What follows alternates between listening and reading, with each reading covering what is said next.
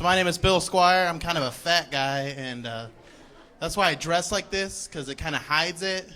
Got to wear the tie so a button doesn't shoot off and hit one of these people in the face. These pants are so tight, it's making my farts louder.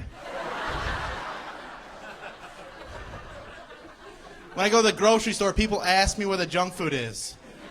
They're like, hey, dude, where are the Twinkies? I'm like, it doesn't matter, I have them all. I got this one friend, he's always trying to help me lose weight. He's like, Bill, losing weight's not hard. All you gotta do is watch what you eat. Like, what do you have for breakfast? I'm like, cereal. He's like, how many bowls do you have? I'm like, how many bowls are in a box? What kind of milk do you use? Whipped cream.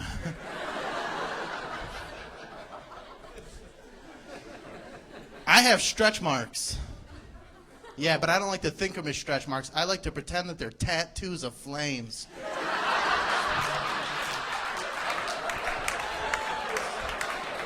They're even on my legs. Talk about a fire crotch. If I run without my shirt on, it looks like I'm really fast.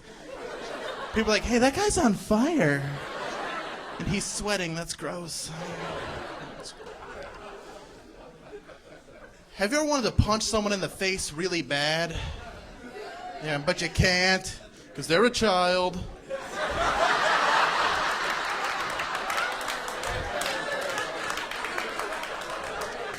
So instead, you just whisper something awful in their ears. You're like, Santa Claus is dead and it's your fault. My girlfriend has 3 kids, and that's why I wrote that joke.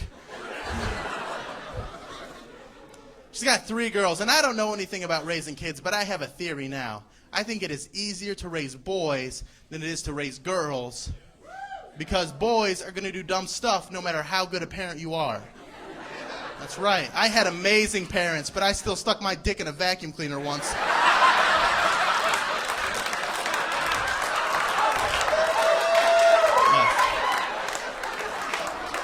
And if you ever do that, use the hose, not the spinny part.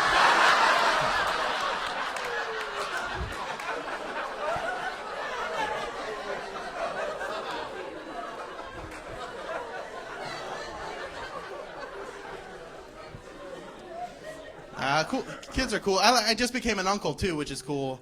And I'm pretty sure that my nephew is bulimic, because after every time he's done breastfeeding, he just spits out all his food.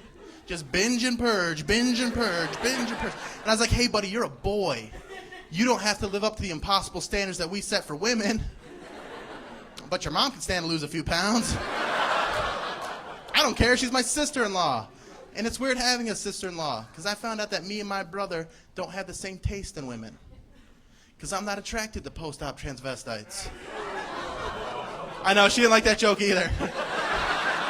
She got all mad, she's like, hey.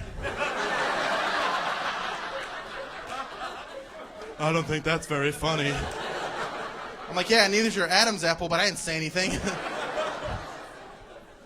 I still do things I did when I was a baby, though, like wear a diaper. Well, just at night, because I'm not going to get up to go to the bathroom. That's just what the boogeyman wants. You know, another good time to wear a diaper is when you go swimming. Yes, because it swells up with water and makes your package look all big. The girls are giggling. The guys are like, that's a terrific idea.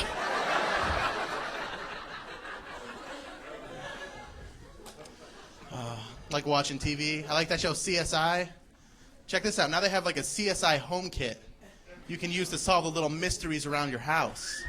I'm serious. Like, what happened to the sock in the dryer? What are those leftovers in the back of the fridge? Who keeps pissing on the toilet seat? Turns out it's my sister-in-law.